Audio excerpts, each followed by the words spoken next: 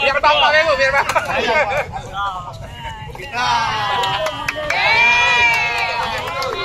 Sultan, dampingnya Sultan. Pun enggak, cuman yo cak itulah balik cak itulah tadi. Mungkin baru sekarang memang waktunya dibikinnya.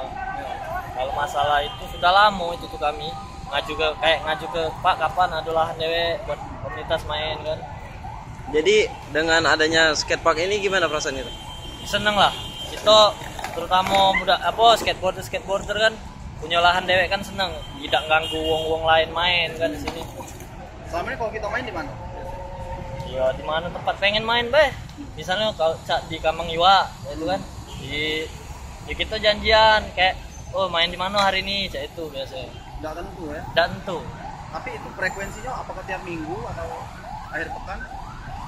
Atau Kalau tiap hari sih di Kambang mainnya. Tapi kalau untuk akhir pekan biasa janjian. Janjian dulu kan. Mainnya di mana?